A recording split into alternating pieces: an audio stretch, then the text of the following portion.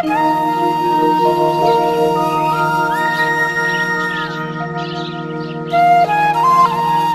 नमो भगवते वासुदेवाय।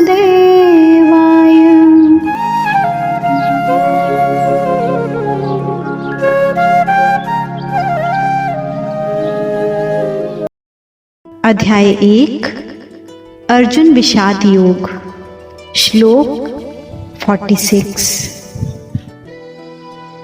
यदि माम प्रतीकारमशस्त्रं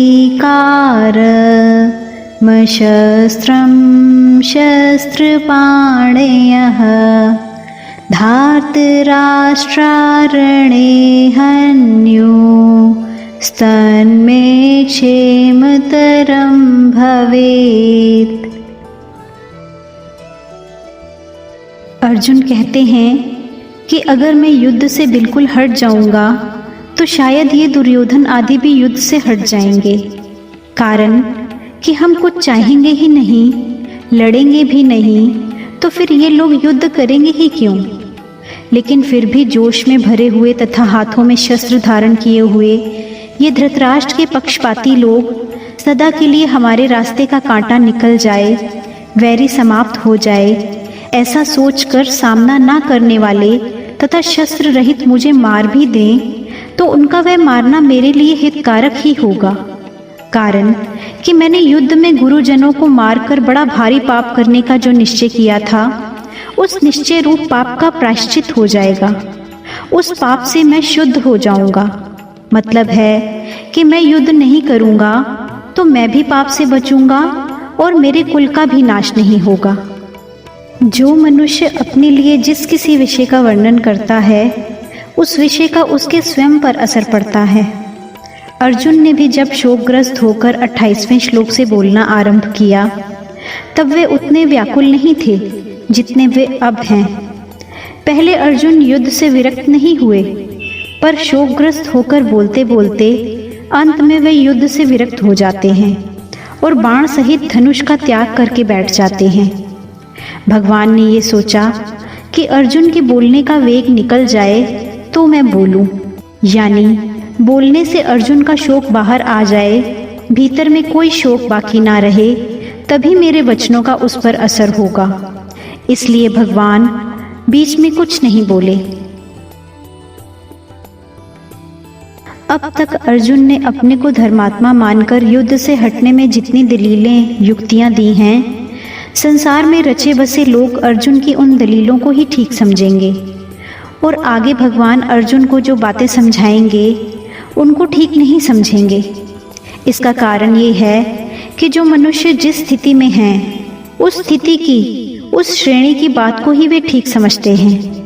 उससे ऊंची श्रेणी की बात वे समझ ही नहीं सकते। अर्जुन के भीतर पारिवारिक मोह है और उस मोह से ढके होने के कारण ही वे धर्म की, साधुता की बड़ी अच्छी अच्छी बातें कह रहे हैं। इसीलिए जिन लोगों के अंदर पारिवारिक मोह है उन लोगों को ही अर्जुन की बातें ठीक लगेंगी। लेकिन भगवान की दृष्टि जीव के कल्याण की तरफ है। उसका कल्याण कैसे हो, भगवान की इस ऊंची श्रेणी की दृष्टि को लौकिक दृष्टि वाले लोग समझ ही नहीं सकते। इसलिए वे भगवान की बातों को ठीक नहीं मानेंगे, बल्कि ऐसा मानेंगे कि अर्जुन के लिए युद्ध रूपी पाप से बचना ही ठीक था। बल्कि भगवान ने उनको युद्ध में लगाकर ठीक नहीं किया। वास्तव में भगवान ने अर्जुन से युद्ध नहीं कराया है, बल्कि उनको अपने कर्तव्य का ज्ञान कराया है। युद्ध तो अर्जुन को कर्तव्य रूप से स्वतः प्राप्त हुआ था, इसलिए युद्ध का विचार तो अर्जुन का खुद का ही था।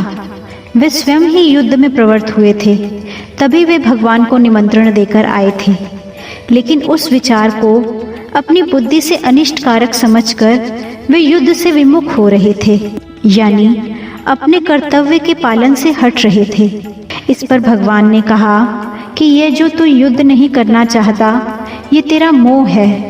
इसलिए समय पर जो कर्तव्य स्वतः प्राप्त हुआ है उसका त्याग करना उचित नहीं है। कोई बद्री नारायण जा रहा था, लेकिन रास्ते में उसे दिशा भ्रम हो गया, यानी उसने दक्षिण को उत्तर और उत्तर को दक्षिण समझ लिया। इसलिए वह बद्रीनारायण की तरफ ना चलकर उल्टा चलने लग गया।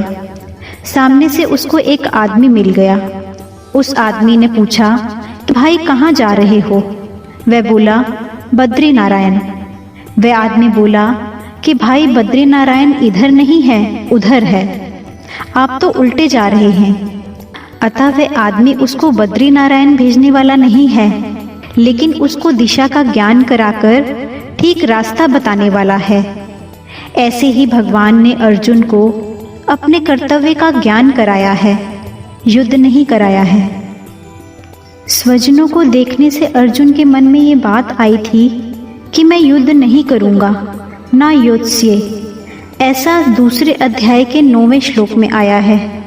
पर भगवान का उपदेश सुनने पर अर्जुन ने ऐसा नहीं कहा कि मैं युद्ध नहीं करूँगा, लेकिन ऐसा कहा कि मैं आपकी आज्ञा का पालन करूँगा। करिष्ये वचनम तव 18वें अध्याय के 73वें श्लोक में ऐसा कहा गया है, अर्थात अपने कर्तव्य का पालन करूँगा। अर्जुन के इन वचनों से यही सिद्ध होता है कि भगवान ने अर्जुन को अपने कर्तव्य का ज्ञान कराया है। वास्तव में युद्ध होना अवश्यम भावी था, क्योंकि सबकी आयु समाप्त हो चुकी थी। इसको कोई भी टाल नहीं सकता था। स्वयं भगवान ने विश्व रूप दर्शन के समय अर्जुन से कहा है कि मैं बड़ा हुआ काल हूँ और सबका संहार करने के लिए यहाँ आया हूँ। इसलिए तेरे युद्ध किए बिना भी ये विपक्ष में खड़े योद्धा लोग बचेंगे नहीं। ऐसा 11वें अध्याय के 32वें श्लोक में आया है। इसलिए ये नरसंहार अवश्यम भावी था। ये नरसंहार अर्जुन युद्ध ना करते तो भी होता। अगर अर्जुन युद्ध नहीं करते तो जिन्होंने माँ की आज्ञा से द्रौपदी के साथ अपने सहित 5 भाइयों का विवाह करना स्वीकार कर लिया था, वे युधिष्ठिर तो माँ की युद्ध करने की आज्ञा से युद्ध अवश्य करते ही। भीमसेन भी युद्ध से कभी पीछे नहीं हटते, क्योंकि उन्होंने कौरवों को मारने की प्रतिज्ञा कर रखी थी। द्रौपदी ने तो यहाँ तक कह दिया था कि अगर मेरे पति कौरवों से युद्ध नहीं करेंगे तो मेरे पिता, भाई और मेरे 5 पुत्र तथा अभिमन्यु कौरवों से युद्ध करेंगे। इस तरह ऐसे कई कारण थे जिससे युद्ध को टालना संभव नहीं था।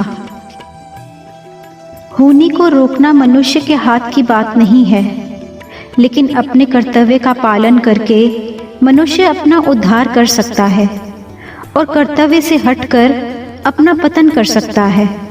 तात्पर्य है कि मनुष्य अपना इष्ट अनिष्ट करने में स्वतंत्र है।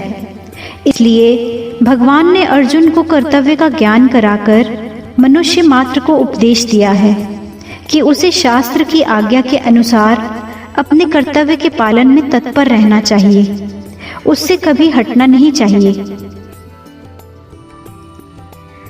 पहले के श्लोक में अर्जुन ने अपनी दलीलों का निर्णय सुना दिया। उसके बाद अर्जुन ने क्या किया, इसको संजय आगे के श्लोक में बताते हैं।